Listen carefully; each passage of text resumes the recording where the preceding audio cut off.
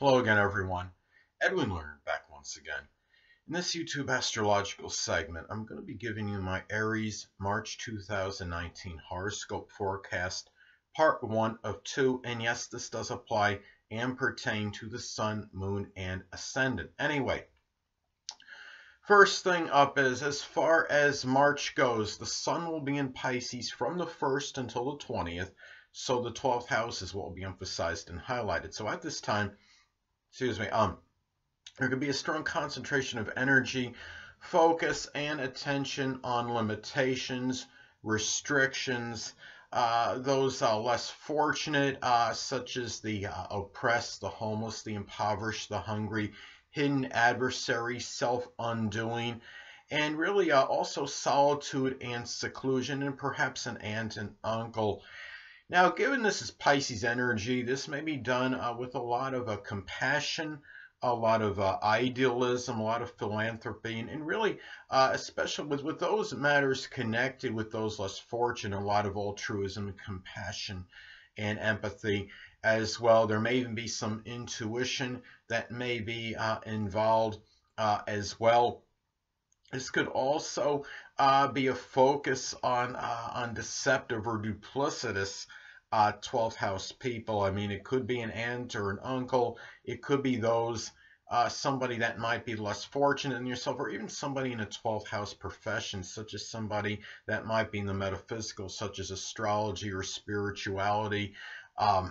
Somebody could be a medium, some psychic, might be a phony psychic in some cases. Well, also, this could shine the light in some cases on a Pisces hidden adversary. It could be a Pisces sun, moon, or ascendant, or simply one that embodies Pisces-like characteristics. And also, in some cases, this could be about a limitation, perhaps with an eye, because it'll in the left or the right eye, depending on male or female. So anyway, it could be a rather nebulous or unclear eye situation, or one where it's really where you're talking about blurry vision, because Pisces energy can be unclear and can be somewhat foggy and blurry, you could say. So anyway, next thing up.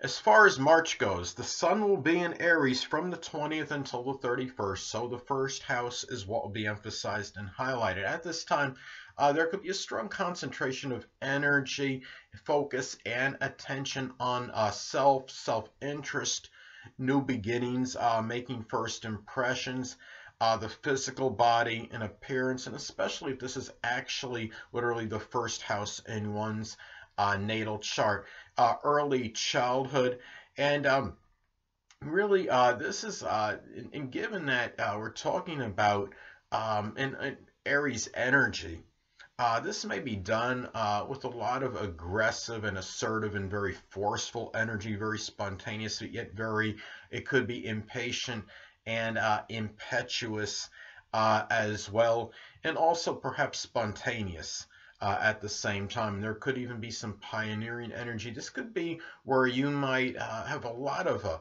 abundant and surfeit of energy and vitality at this time, but it could be really a lot of really could be more creative energy.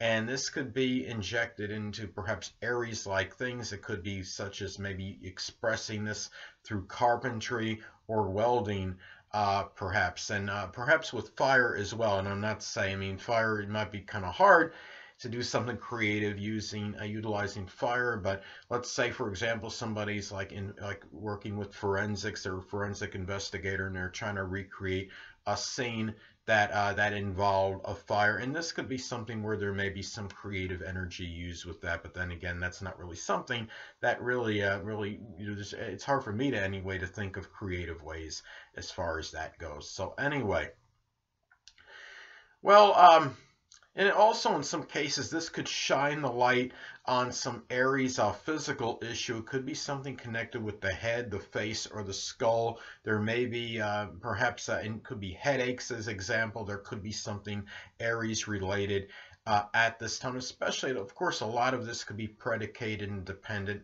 on the aspects this makes to points in one's natal chart. I mean, if this is making, say, an inconjunct, say, aspect to the 6th house cusp, this could be a time where it could increase that propensity, perhaps to some degree. So anyway, and even I would say in opposition to the 6th house cusp, because that could still be adversarial. Those are just some things to look at. So anyway, next thing up. There will be a new moon in Pisces on March 6th, so the 12th house is what will be emphasized and highlighted. Now, at this time, in some cases, this could be about a new Pisces hidden adversary. Perhaps it could be a Pisces sun, moon, or ascendant, or simply one that embodies Pisces-like characteristics. It could be a new period where you show a lot of self-sacrifice and compassion and empathy for those less fortunate. Such as the homeless, the hungry, the impoverished, the oppressed. And also, too, it could be a time where you start to do something Pisces-like, perhaps in solitude, in seclusion. It could be something connected with the metaphysical, which can include astrology, something with fantasy. It could be like fantasy gaming, or gaming or playing like fantasy baseball, something where, or maybe playing video games, where you go in doing so. It could be poetry, dancing, anything, photography, chemistry, anything that could be Pisces related at this time. And now in some cases this is rather rare and be isolated, but it could be the beginning in some cases of like a Pisces like mental illness. Could be something that could be very confusing or confounding, and something that might be somewhat unclear even to some degree. But a lot of this could be dependent, of course, on aspects this makes to points in your chart. It's making a, say if it's making a square to your 3rd house cusp, or an adverse aspect to your natal Mercury, that could increase that propensity for that. Perhaps in some cases too, this could manifest perhaps in the beginning of a clandestine affair situation with a Pisces sun, moon, or ascendant, or one that embodies Pisces-like characteristics. Anyway, next thing up. There will be a full moon in Libra on March 20th, so the 7th house is what will be emphasized and highlighted. Now, this could manifest, of course, in a multitude of ways. You're talking about the zodiac sign Libra, which is connected with relationships and emphasizing that house that is associated with it. So, really, in some cases, this may manifest in the end or culmination of a Libra relationship. And remember, it's just, this is really, it could be, it could be a Libra sun, moon, or ascendant person, or simply one that embodies Libra-like characteristics. Also, too, it could be a period, too, where maybe you become, when you're talking about full moons in astrology, this is where you could become a really tired, full, so to speak, exasperated at something, simply have had enough of.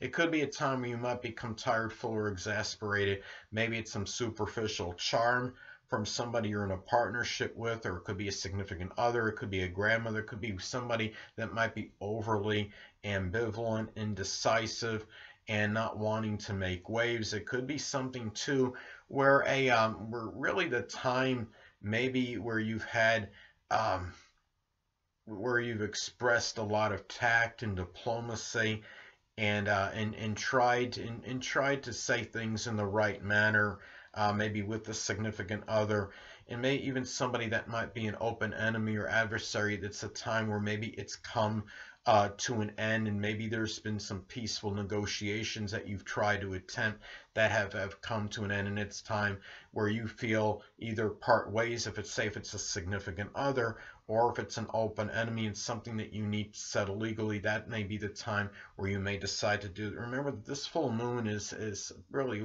I would say, paradoxical to some degree, because even though a full moon is more signifying endings and culminations, this is still at the same time at 0 degrees. When something ends, when you have a full moon, when you look at a full moon astrology at 0 degrees, I see this as something where, of course, it could reflect or signify an ending, but it could also be about a beginning. So if there's something where it might come to an end in terms of a partnership or relationship situation, you may be involved in a significant other. A lot of times it could signify something coming where you could have a beginning as well. And it could be a time too. I mean, let's say you're in, seventh house could be about partnerships. It could be about like a business connection. Now, in some cases, this could be about, say, some kind of Libra-like partnership, such as something with fashion or interior design, or something connected with arbitration, or perhaps a law firm might come to an end or some conclusion or culmination at this point in time. Those are some things to look at. And really, and as far as those endings may go, the examples that I've just cited, I mean, a lot of it, depending whether it goes over peacefully or if it's going to be something where there's going to be more of a battle involved, might be more acrimonious, could be dependent on the aspects it makes to points in the natal chart. Say if this makes an adverse aspect to one's Mars, you might expect something where the situation may be a little more contentious, so you might get a little bit more combat, or more of a stronger argument from somebody, where the situation might be an angry type conclusion or separation that you might be, or acrimonious separation or conclusion you might be looking at. So anyway, people, hold on a moment.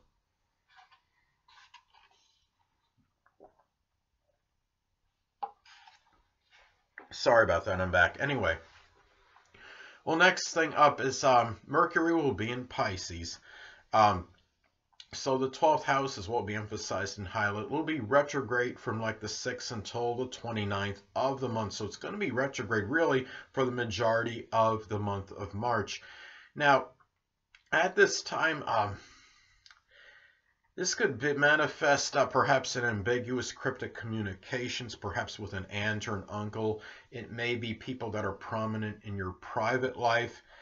This could be maybe with people that you know that might be in a less fortunate situation than you. There might be some deceptive and duplicitous communications with these people as well. If you're doing something, you're helping somebody that's less fortunate than yourself, just be careful that they're not trying to pull the wool over your eyes, or they're maybe distorting their situation just to get some free help.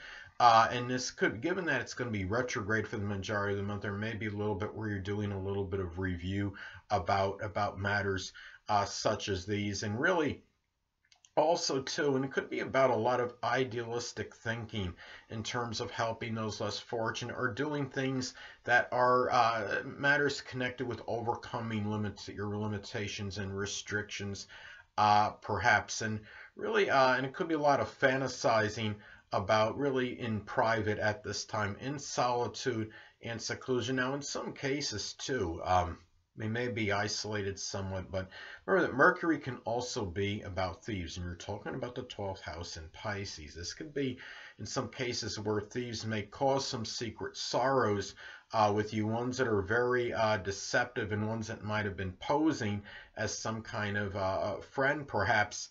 And it could be, a lot of this, of course, could depend on the aspects this makes. Let's say if this makes an adverse aspect, let's say if it squares, for example, your second house cusp, or makes an adverse aspect to your natal Venus. This is where somebody like this could be really, of course, strongly detrimental to things of a monetary nature.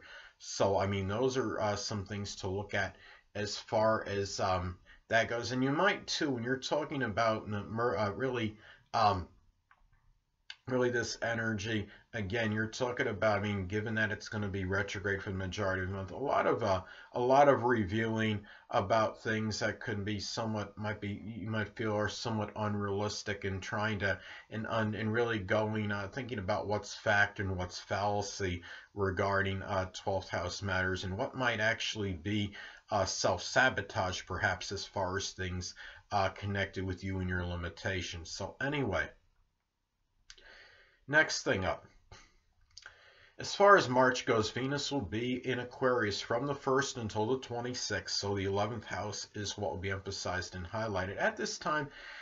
Well, in some cases, this may manifest perhaps, and maybe if you're unattached at this time, Aries, you might connect with an Aquarius sun, moon, or ascendant. It could be someone that or somebody that simply embodies Aquarius-like characteristics. It could be in some group, club, or organization. Somebody that you might meet through a friend, or might even be a friend in some cases. Now, that maybe it might escalate to something stronger. Now, also, this could be about a lot of selfless and spending that is associated with your friends, with acquaintances at this time. And really, too, looking at this as well, this could be a time where you want to be very independent, very freedom loving, perhaps in monetary matters with your friends or acquaintances, maybe matters you might be connected with spending on maybe social media. If you're trying to promote some kind of ad on there, for example, or maybe even in some group, club, or organization in some cases, and even your future, perhaps. This could be something too where you may you might get involved with some Aquarius money-making endeavor that might, that again, may be, it might be done perhaps with a friend. This could be, or it might be tied into a goal or aspiration. It could be making money, doing something with computers, electronics, innovation, aerospace, astronomy, even astrology, perhaps. So, anyway, last but not least, Venus will be in Pisces as far as March goes from the 26th until the 31st. So the 12th house is what will be emphasized and highlighted. Now, at this time, in some cases, this could manifest perhaps in a lot of self-sacrifice, really perhaps valuing self-sacrifice, philanthropy and compassion, perhaps to those that are less fortunate than yourself, such as the impoverished, the oppressed, the homeless, the hungry. In some cases, if you are unattached at this time, Aries, this could be about maybe very private interlude you might have with a Pisces sun, moon, or ascendant, or simply one that embodies Pisces-like characteristics, or even a clandestine affair interlude with a Pisces as well is a possibility. Now, you might find yourself enjoying Pisces things in solitude. Now, this could be something where it could be something connected with fantasy, or such as playing like a Dungeons and Dragons kind of game, or some kind of like sports simulation game, or video games in general.